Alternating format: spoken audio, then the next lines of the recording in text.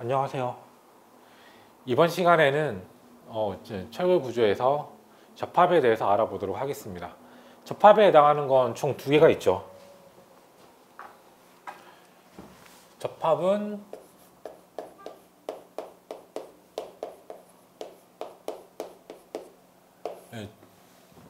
철골 부재를 접합하는 방법은 크게 용접 또는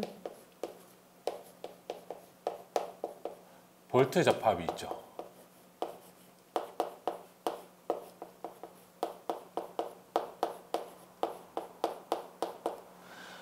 여기서 이제 용접 같은 경우는 접합부의 용융 금속을 생성하기 위해 생성하거나 또는 이제 국부 용융으로 즉 녹여가지고 접합하는 방법입니다. 녹여서 묻힌다.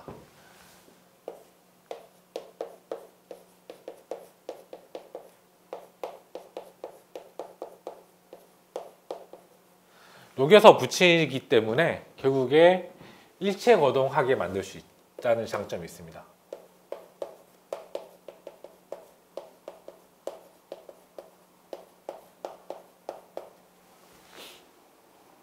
이 볼트 접합 같은 경우는 이 볼트를 이용해서 접합하는 거죠.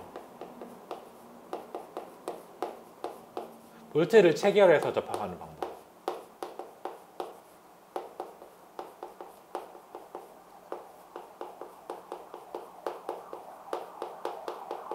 이 볼트 접합 같은 경우는 장점이 현장에서 작업량을 줄일 수 있다는 장점이 있습니다.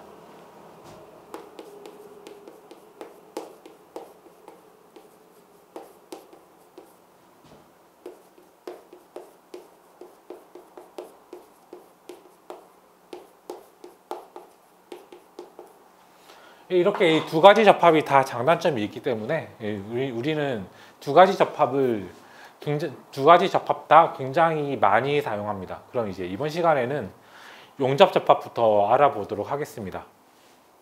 이 용접 접합은 아까 설명한 대로 접합부에 용융 금속을 생성하거나 또는 국부 용융으로 접합하는 방법이라고 했죠. 즉 녹여가지고 강제를 녹이고 거기에다가 용접제를 붙여가지고 접합하는 방법으로, 이 방법 같은 경우는 일단 온도 변화가 발생합니다. 녹이려면은 고온이 필요하겠죠. 따라서 온도 변화가 필요하다.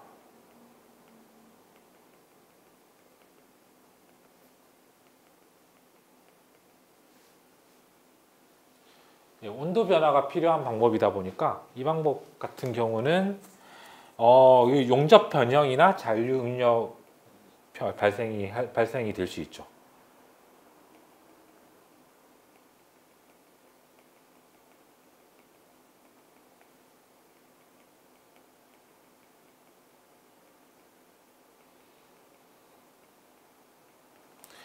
그리고 이제 강제를 녹일 뿐만 아니라 용접제를 붙이는 거기 때문에 용접제는 강제랑 비슷한 강도를 사용하긴 하지만 강제랑 똑같진 않죠. 그래서 재질 변화 또한 발생할 수 있습니다.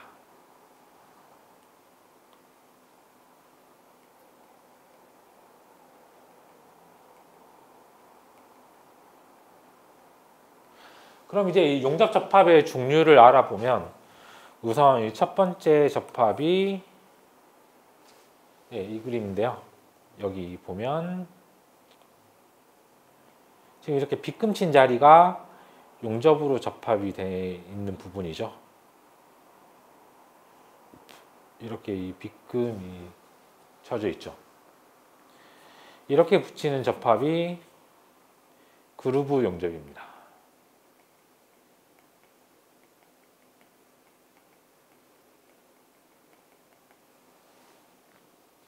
강제하고 강제를 여기서 이렇게 용접한 방법이고, 이 용접 기호 같은 경우는 이 접합되어 있는 이 용접부의 모양을 따가지고 하기 때문에 이런 형태로 이 용접을 표기를 하게 되죠. 지금 용접 형태가 이렇게 V자니까 용접 기호도 V자가 되는 거죠. 용접 기호에 대해서는 뒤에 다시 알아볼게요. 이 그루브 용접은 예전에는 개선 용접이라고 했고, 이 개선 용접이란 용어는 아직도 여전히 많이 사용되기 때문에 같이 알아둘 가치는 있습니다.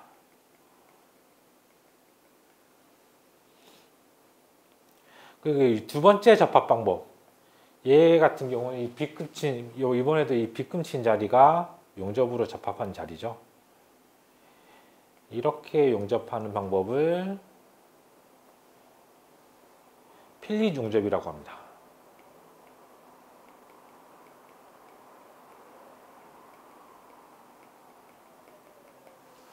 필립 용접은 우리가 예전에 모살 용접이라고 했었고요.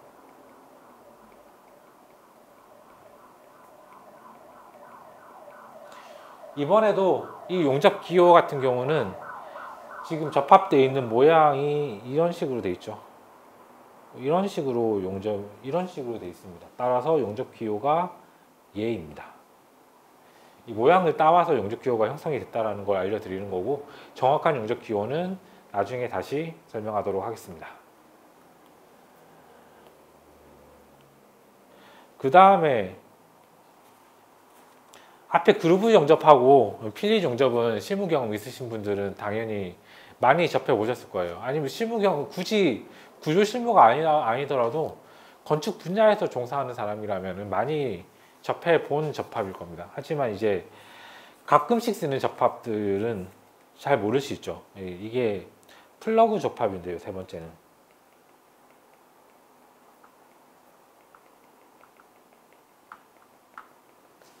이게 위에서 본 겁니다. 위에서 보면 이렇게 빵구멍 하나 또 이렇게 뚫려 있어요. 그런데 얘를 단면을 끊어 가지고 보면 얘가 이렇게 위로 딱 솟아 있죠. 이 솟아 있는 이 형태가 뭐다? 이 솟아 있는 이 형태가 플러그처럼 생겼다고 해서 플러그 용접이라고 합니다. 제가 이 접합이라고 써놨네요. 예, 플러그 용접.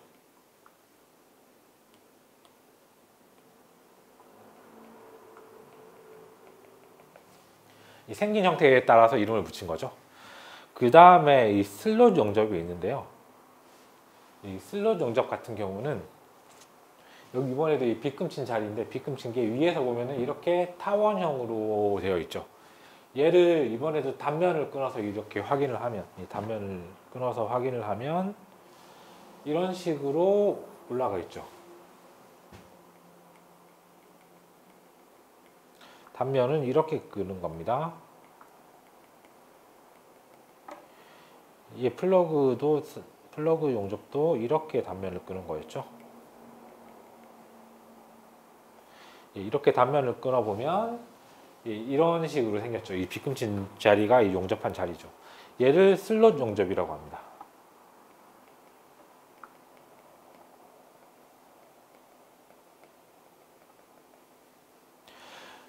우리가 기본적으로는 이 그루브 용접하고 필립 용접에 대해서만 자세히 알아도 됩니다. 왜냐하면 잘 쓰는 용접에 대해서 잘 알아야 되는 거죠. 근데 얘는 이제 잘 쓰지 않는 용접이지만, 그럼에도 뭐 어떤 용접인지 모양 정도, 그러니까 이제 이런 용접도 있다 정도는 알아놓는 게 도움은 될 겁니다. 뭐 기출 문제로 굳이 설명을 하자면, 기출이 된 지는 꽤 오래되었지만 기출이 된 사례는 있습니다. 플러그 용접이나 슬롯 용접. 근데 뭐 이런 거 계산하는 문제까지 나온 적도 있긴 한데, 계산하는 것까지 하는 거는 이 낮은 출제 범위를 생각하면은 비효율적이죠. 하지만 이런 용접이 있다 정도는 알아 놓으면은 뭐 문제를 푸는데도 도움이 되거니와 실무를 하시는데도 도움이 되긴 할 겁니다. 그러면은 이제 이 용접부 결함에 대해서 알아보도록 하겠습니다.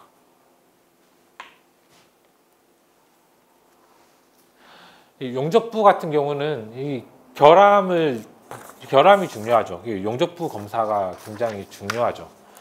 그런데 그럼 어떤 결함들이 있는지를 알아보면,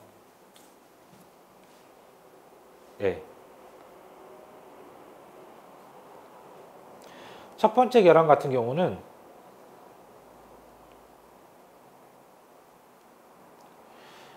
지금 여기가 용접이 되어 있는 자리죠.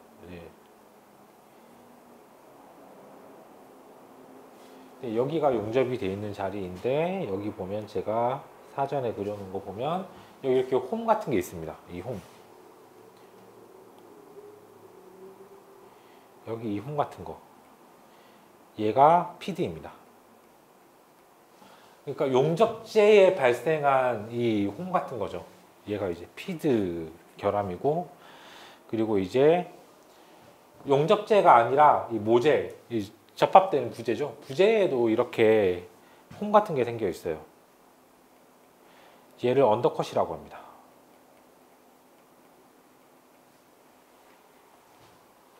그리고 이 용접재 자체에 이렇게 자국 같은 게 남아요. 동그랗게 자국 같은 거. 자국 같은 게 생기는 경우가 있어요. 이 경우에 얘가 이 블로홀이 됩니다.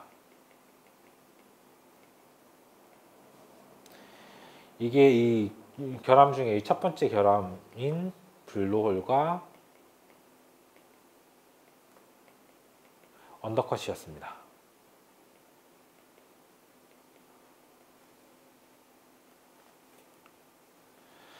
그리고 이제 두 번째 같은 경우는 이게 붙어 있는 형태가 조금 이상하게 느껴지지 않으시나요?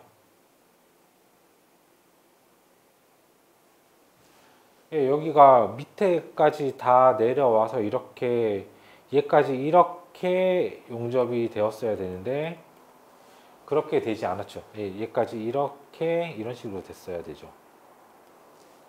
그런데 그렇게 되지 못했습니다.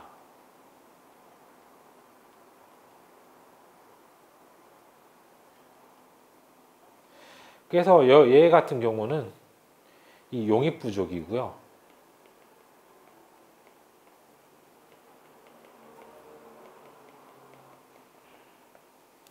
좀 더 구체적으로 표현하자면 얘 이렇게 하얗게 나왔어야 되는 이 자리가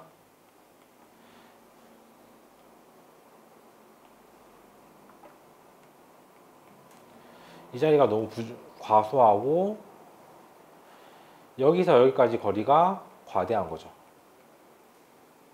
그래서 이 두 번째 결함이 용입 부족이었고요.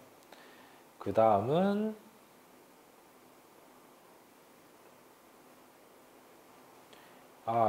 블로홀 및 언더컷이었는데 뭐 중요한 사항은 아닙니다.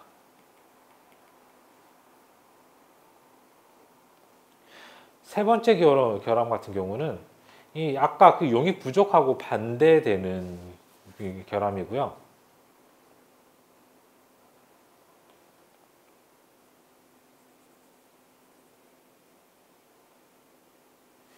이번에는 얘가 굉장히 커요. 얘가 굉장히 큽니다.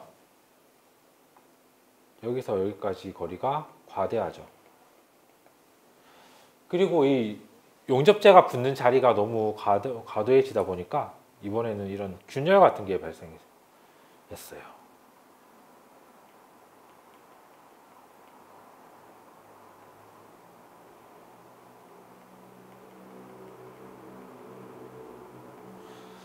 그래서 얘 같은 경우는 용입 과대 및 비드균열이 되겠습니다.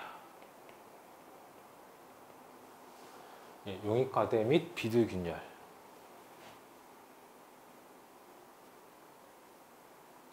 그 다음에 알아볼 결함은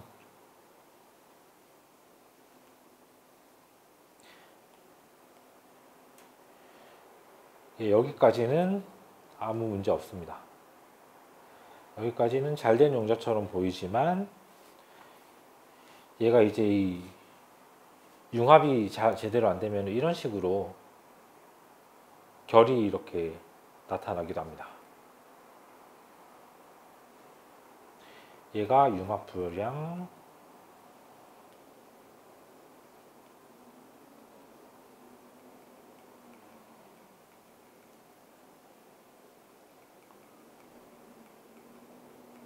그리고 여기 찌꺼기 같은 게 이렇게 찌꺼기 같은 게 이렇게 막 들어가면 얘가 슬래그 함입이 되죠.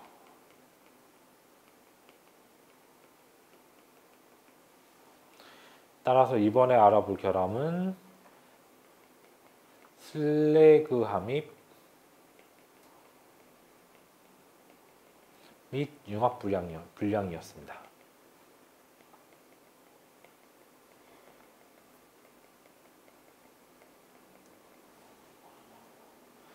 그 다음은 이번에는 이번에도 이제 그림만 보면은 잘된 용접처럼 보일 수 있죠.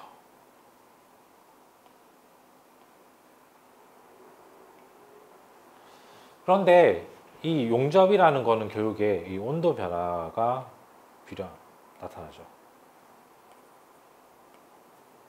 녹여서 묻히는 거다 보니까 온도 변화가 있다는 거죠. 온도 변화가 발생하고 얘가 따뜻해졌다가 식습니다. 따뜻해졌다가 식는 과정에서 수축이 발생합니다. 그러면 이제 얘가 이렇게 점선으로 그려놓은 게 이 수축된 거를 표현한 거거든요. 원래 길이보다 짧아질 수 있겠죠. 그래서 이제 얘가 수축이었습니다.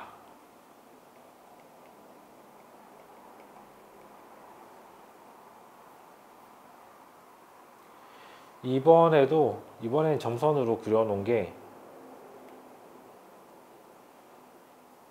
이번에도 마찬가지로 이 자리가 뜨거워졌다가 식습니다. 뜨거워졌다가 식는 과정에서 붙어있는 이 자리들이 식으면 어떻게 돼요? 식으면 수축되죠. 이번에 근데 수축이 됐는데 수축이 되었는데 얘가 모재의 상단은 수축, 모재의 하단은 상대적으로 인장이 발생한 거죠.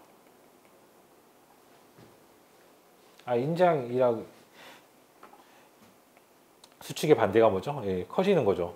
커지는 게 뭐라고 해야 되죠? 네, 잘 모르니까 인장이라고 할게요. 갑자기 생각이 안 나지? 네, 그래서 여기는 더 길이가 늘어나는 거죠. 팽창, 수축이니까 얘는 팽창이 돼야 되겠죠. 어떻게 이게 생각이 안 날 수가 있지?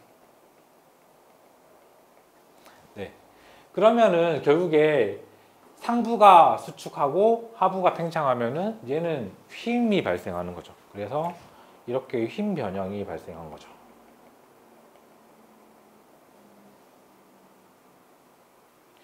이렇게 6가지가 용접부 결함이었고, 이 용접부 결함들은 그림하고 같이 어떤 결함들이 있는지 정도는 기억해 둘 값어치가 있습니다.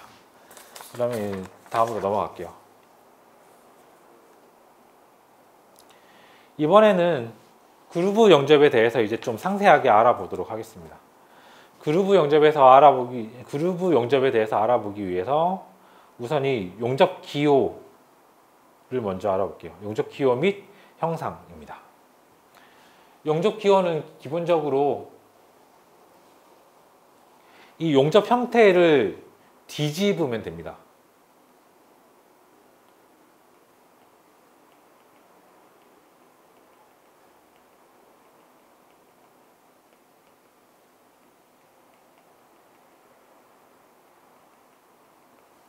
용접 형태를 뒤집어 주면 되겠고요.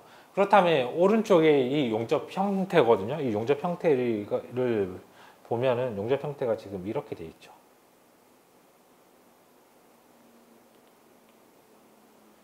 좀 더 진하게 이렇게 V자가 돼 있죠. 얘를 뒤집은 게 지금 이 용접 기호인 거죠.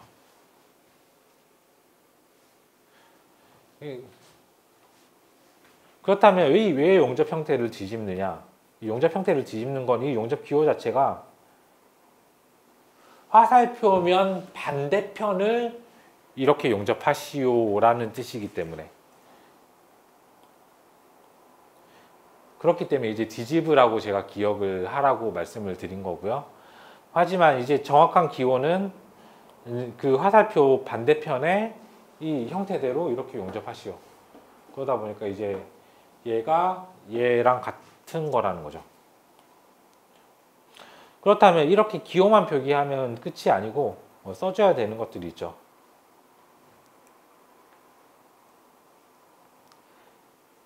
우리가 써주는 게 S, R, A, L. 안 써져 있는 경우도 있습니다. 안 써져 있으면은 전체 길이를 다 용접하라 뭐 이런 의미겠죠. 원래 정확히는 이 안 써주는 경우에도 이렇게 온둘레 표시라던가 이런 깃발이 있으면 이제 현장 용접 표시 뭐 이런 표시도 해주는 게 맞는데 저희가 그렇게까지 도면에 표기를 안 하는 경우도 종종 있습니다. 어쨌든 기본은 이 기호들이 표기가 되어 있을 때 기준으로 설명을 해드리면 이 S 같은 경우는 용접 사이즈죠. 용접 사이즈는 오른쪽에서 보면 여기서 여기까지가 용접 사이즈입니다.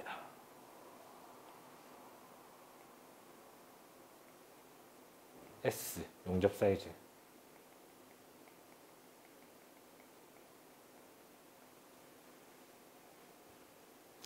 그리고 여기 R이라고 표기한 얘는 루트 간격이죠. 루트 간격이 어디냐? 여기서 여기까지가 이 루트입니다.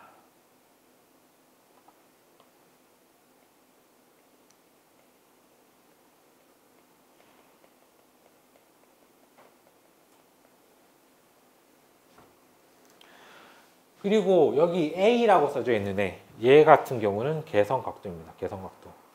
이렇게죠.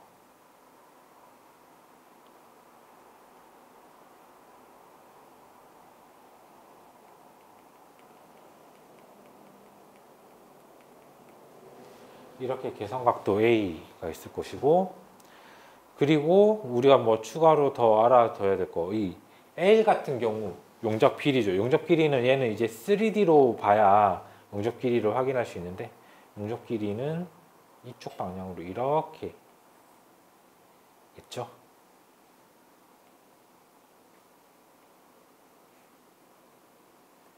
이런 식으로 사실은 용접이 이렇게 쭉쭉쭉쭉 이어져 있겠죠. 그러면 이제 여기서 여기까지가 용접 길이일 겁니다.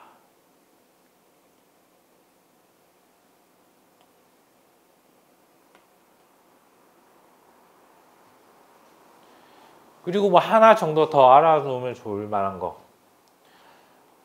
우리가 계산할 때는 여기까지만 고려합니다. 여기까지. 제가 색칠을 해볼게요. 우리가 계산할 때 용접부로 고려하는 자리는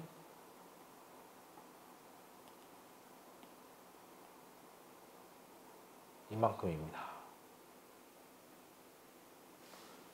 색칠된 만큼 이만큼만 고려하면 이만큼이 사실은 더 있는 거죠. 그래서 얘 같은 경우는 보왕살붙임이라고 합니다.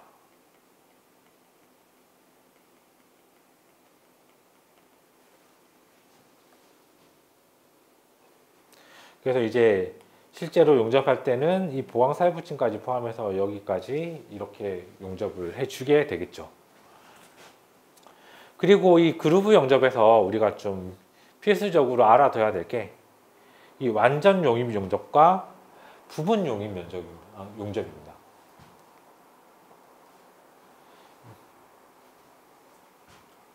일반적으로 우리가 완전 용입 용접을 많이 사용하고 별도의 언급이 없다면은 다 완전 용입 용접이라고 생각을 하셔도 되겠습니다. 그런데 특수한 경우에 우리가 이 부분 용입 용접을 하기도 하거든요.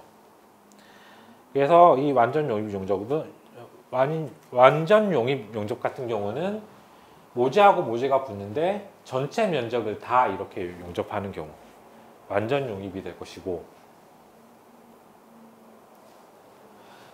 부재의 이 밑에 부분은 용접하지 않고 지금 이만큼만, 부재의 일부만, 모재의 일부만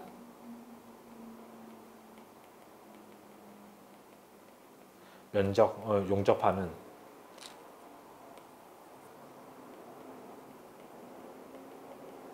모재의 일부만 용접하는 경우, 이 경우가 이제 부분 용입 용접이 되겠습니다.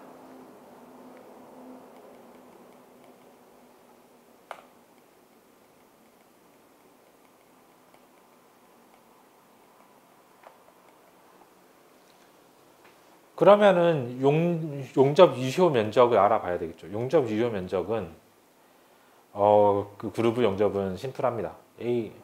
용접 유효 면적 AW는 용접 사이즈 곱하기 용접 길이 L을 해주면 되겠습니다.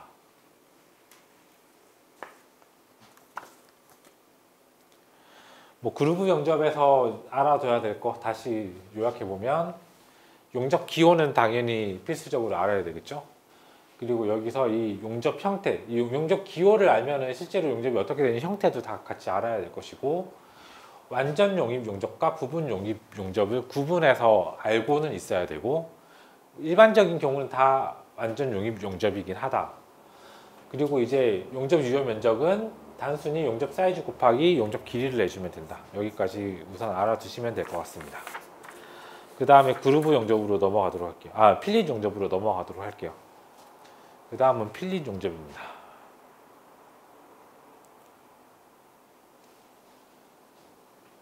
필릿 용접 같은 경우는 이번에도 화살표 반대편 용접이기 때문에 용접 기호는 기본적으로 우리가 이 용접되는 형태가 지금 이렇게 돼 있죠. 얘를 뒤집으면 이 형태가 될 겁니다.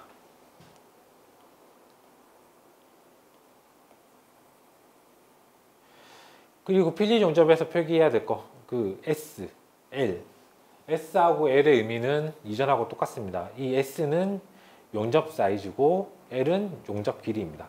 그런데 이 용접 사이즈에서 우리가 하나 더 체크해야 될 게, 이 필릿 용접 같은 경우는 지금 부재하고 부재를 이렇게 직각으로 90도로 붙이고 있죠.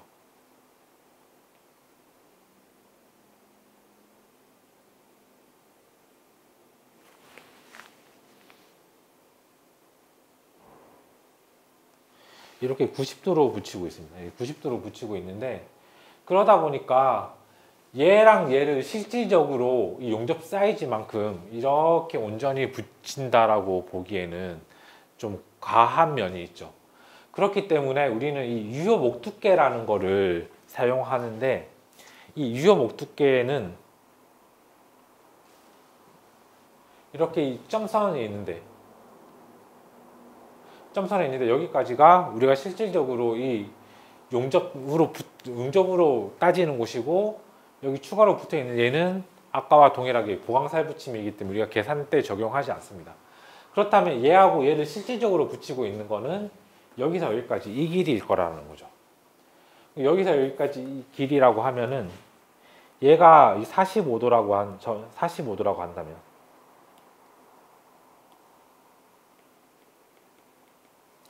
얘가 45도라고 한다면 얘는 1대 1대 루트 2가 되죠. 그렇다면은 여기서 여기까지를 이제 우리가 유효 목두께라고 하는데, 유효 목두께 A 같은 경우는 1대 1대 루트 2니까 S 곱하기 루트 2분의 1을 하면 됩니다. 그렇다면 루트 2분의 1이 얼마냐? 루트 2분의 1 하면은 대략 0.7 정도가 나옵니다. 0.7 정도가 나오기 때문에, 그래서 우리는 이 유효 목두께를 0.7S를 사용합니다.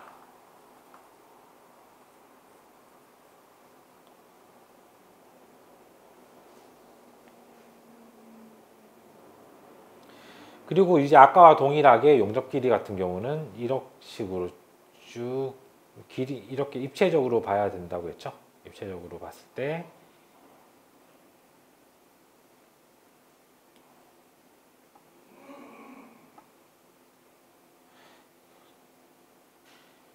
이때 여기서 여기까지가 길이 L이 되겠죠.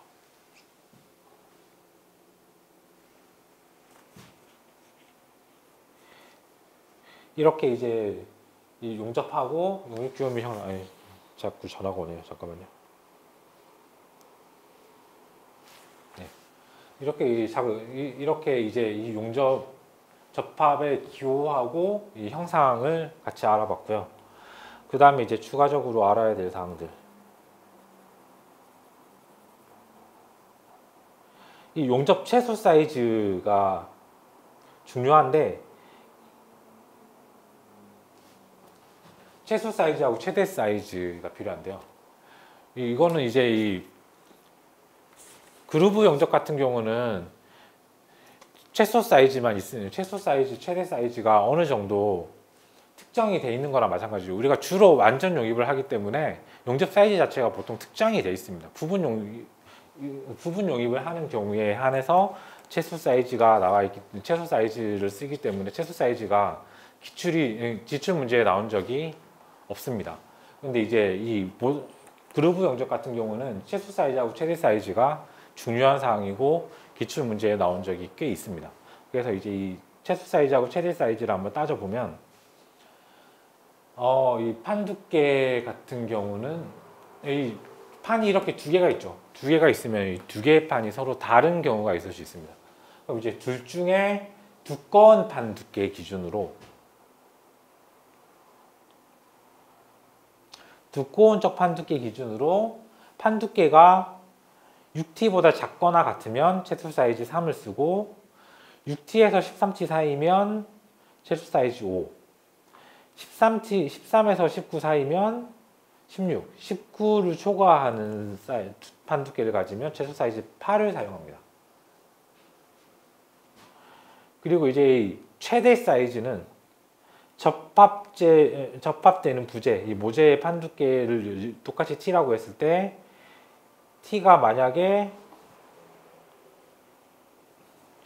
6T보다 작다면 최대 사이즈는 그냥 T, 그리고 6보다 같거나 크다면 T 빼기 2가 최대 사이즈가 됩니다. 여기서 제일 논란이 많이 되는 사항이 하나 있어요. 두꺼운 판이라고 써져 있는 교재가 있고 얘가 얇은 판이라고 써져 있는 교재가 있습니다.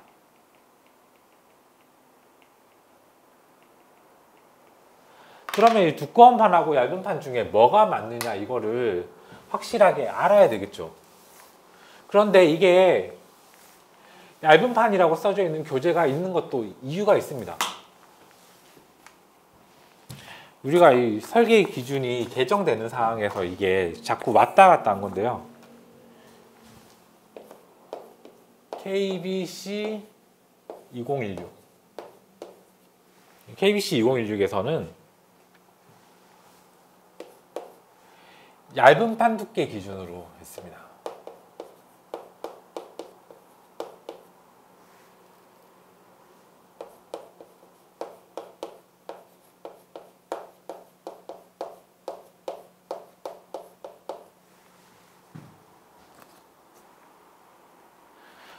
그렇다면 KBC 2016 이후에 이 기준이 개정된 게 KDS 41이잖아요.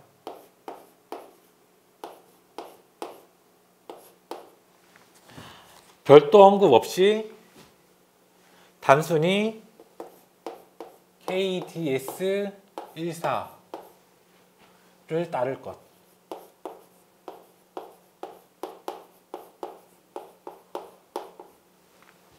그래서 KDS 14에 어떻게 되어 있나 확인을 해보면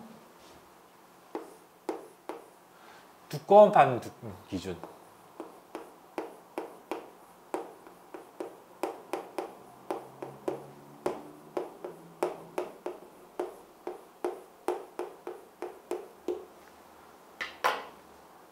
따라서 현재 상태에서는 두꺼운 판 두께 기준으로 하는 게 맞다.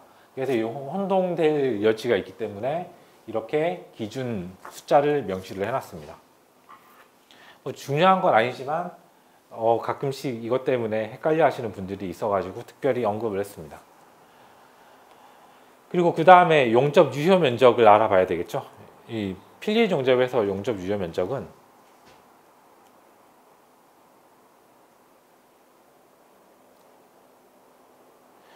용접 사이즈 S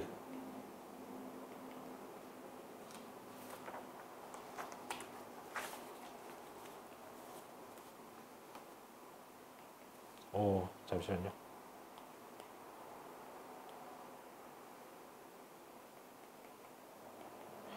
용접 사이즈 S 곱하기 유효 길이 LW입니다. 그렇다면 이 유효 길이 LW를 알아야 되겠죠. 이 유효 길이 LW는 L 빼기 2S입니다. 그러니까 이 용접 두께만큼을 길이에서 빼주라라는 거죠. 그런데 이 가끔 가다 보면은 LW를 L로 놓고 계산한 경우가 있어요.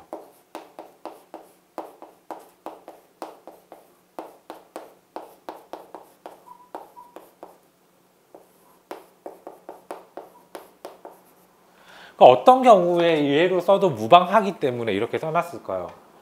이것도 다 설계 기준에 있는 사항입니다. 얘가 만약에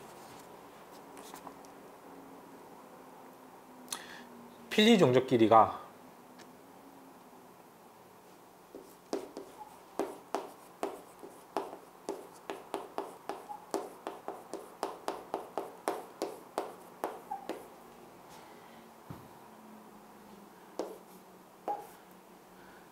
용접 치수 S 곱하기 100보다 작거나 같을 경우 이렇게 해도 무방하다라는 거죠.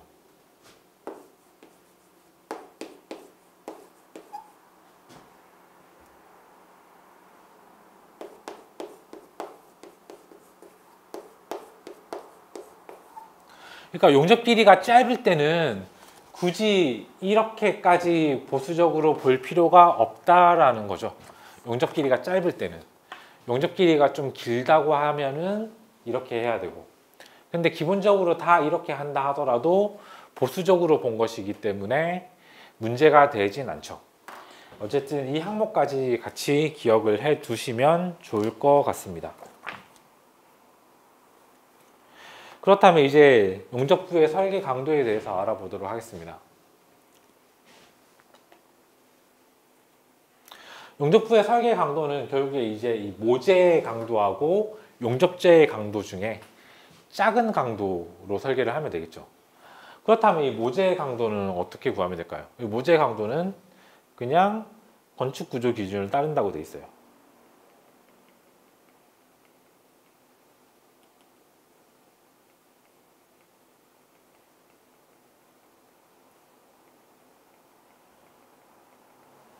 그럴 수밖에 없죠. 이 모재가 인장재인지 휨재인지 압축재인지 우리가 어떻게 알아요? 모르잖아요. 모재가 어떤 모재인지 모르기 때문에 모재가 인장재라면 인장재에 해당하는 건축구조 기준을 따르면 될 것이고, 압축재라면 압축재에 해당하는 건축구조 기준을 따르면 될 것이고, 휨재라면 휨재에 해당하는 건축구조 기준을 따르면 될 것입니다. 각각의 부재에 맞는 건축구조 기준을 따라주면 될 것이고, 그 다음에 용접재의 강도는 다음과 같이 산정하면 되겠습니다.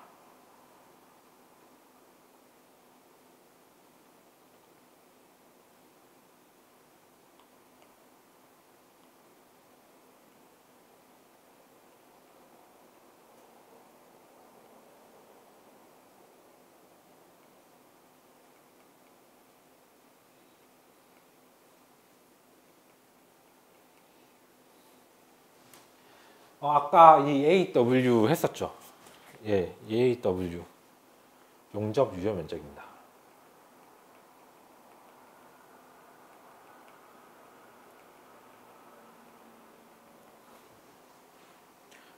그렇다면 이 파이 FNW가 얼마인지를 알면은 되겠죠. 얘가 얼마인지를 알면 될 텐데,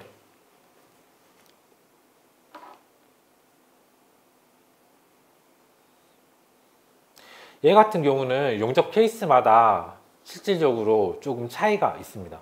그래서 밑에 이 표를 굳이 써놨는데, 표로 정리를 해놨는데요. 일단 이 완전 용입 그루브 용접이라고 한다면, 완전 용입 그루브 용접이 용접축의 직각인 인장 또는 압축을 받는 경우, 얘 같은 경우는 사실 산정을 할 필요가 없습니다. 어차피 모재의 내력을 100% 전달하므로 모재와 동일을 할 수밖에 없어요. 이 식대로 산정을 하더라도 모재하고 똑같을 수밖에 없어요. 그렇기 때문에 얘는 굳이 별도로 검토할 필요 없이 용접축의 직각이 인장 또는 압축인 완전 용입 그루브 용접이면 그냥 힘 100% 다 전달한다 라고 보면 되겠습니다. 그리고 그 완전 용입 그루브 용접이 전단을 받는다면 강도 감속의 스파이,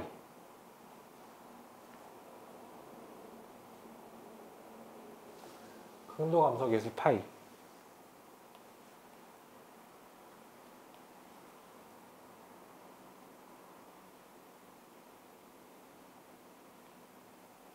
강도 감소 계수 파이는 0.8. 그리고 이제 공칭 강도가 FU 별입니다. 오늘따라 저를 찾는 사람이 많네요. 예, 공칭 강도 FU 여기 별이라고 표시를 해놓은 건데, 죄송합니다. 공칭 강도가 FNW죠. 여기 이 FNW는 전단에 해당하는 경우, 혹은 용접축의 직각인 경우, 죄다 완전 용의 그루브 용접을 제외하면 죄다 0.6 FU, 0.6 FU, 0.6 FU, 0.6 FU입니다.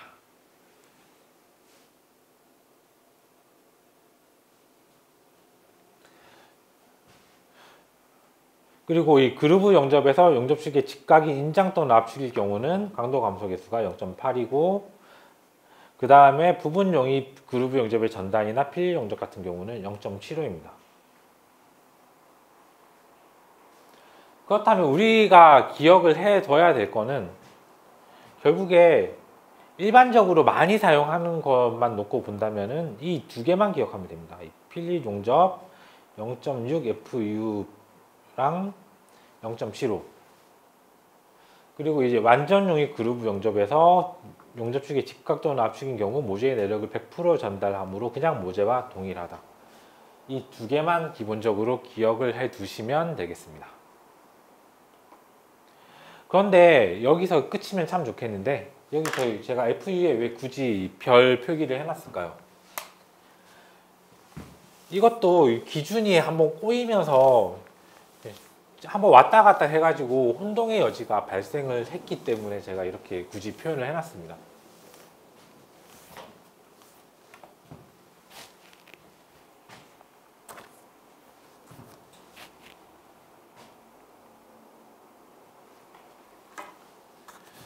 일단 얘 같은 경우는 얘도 설계 기준으로 봤을 때 KBC 2016이 기본이고, 그보다 더 이전이라 하면 KBC 2009가 될 거예요. 혹은 그 이전.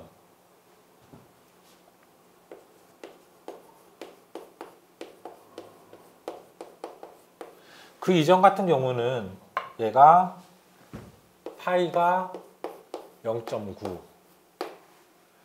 그리고 FNW가 0.6 FY였습니다. 얘는 모재 강도입니다. 모재 강도입니다.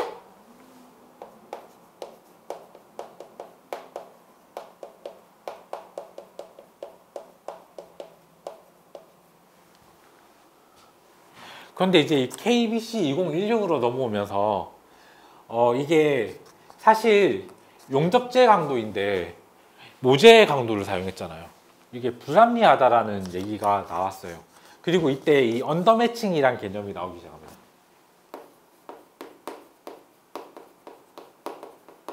언더매칭이란 얘기도 나오고 용접재 강도란 얘기도 나옵니다.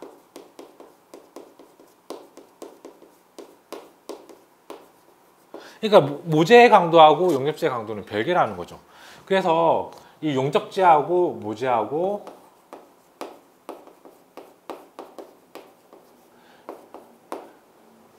동일한 등급을 사용하면, 동일 등급을 사용해야 되고, 부득이한 경우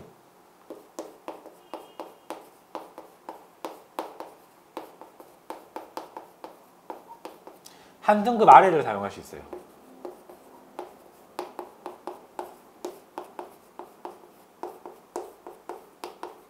이게 바로 언더매칭이죠.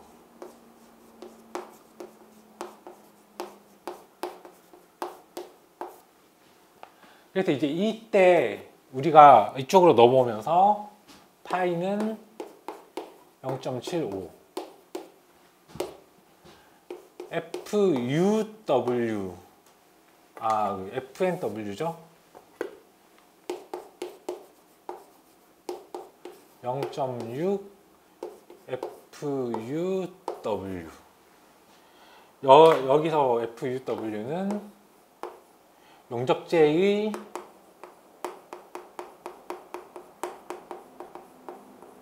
인장 강도입니다.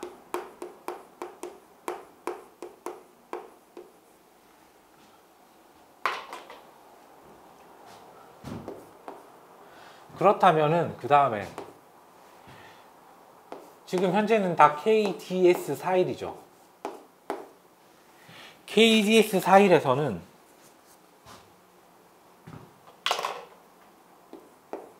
KDS14를 따르라고 되어 있어요.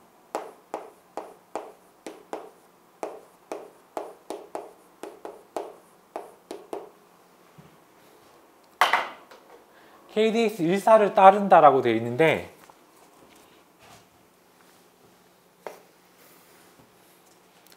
KDS14에서는 파이는 0.75 FNW는 0.6 FU라고 표기가 되어 있습니다. 얘는 모재 인장 강도예요.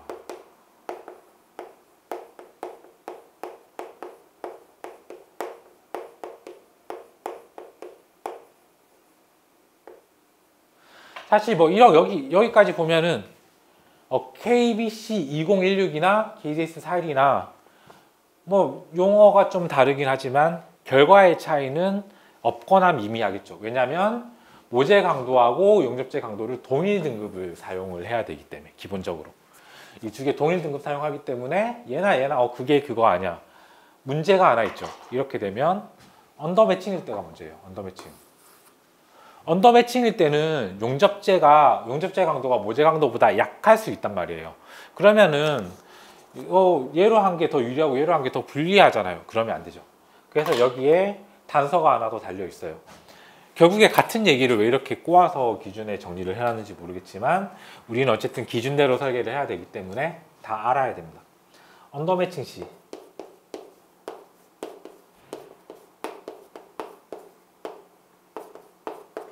용접제 강도 사용.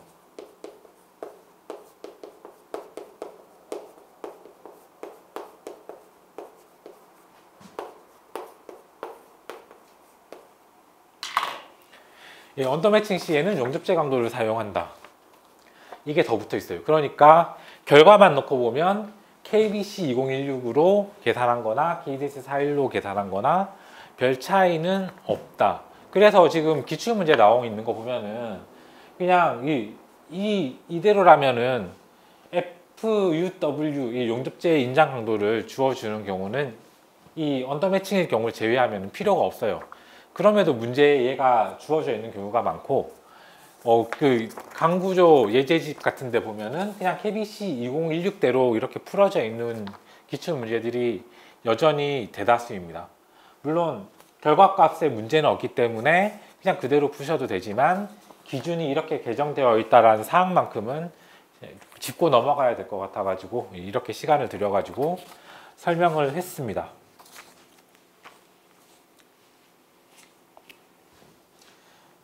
그러면은 이제 남은 건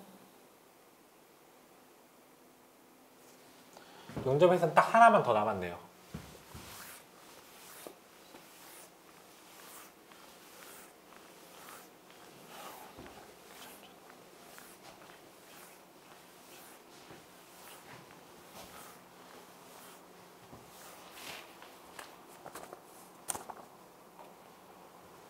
여러 방향의 힘이 작용할 시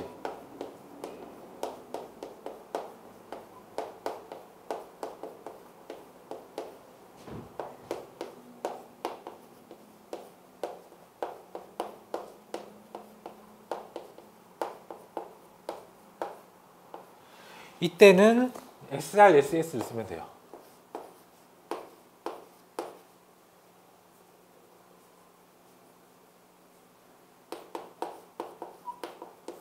물론 기준에 SR, SS를 사용하라고 이렇게 명시가 되어 있지 않고 기준에 있는 식을 그대로 써놨는데 기준에 써져 있는 식이 그냥 SR, SS다. 그러니까 그냥 이렇게 하라는 거죠.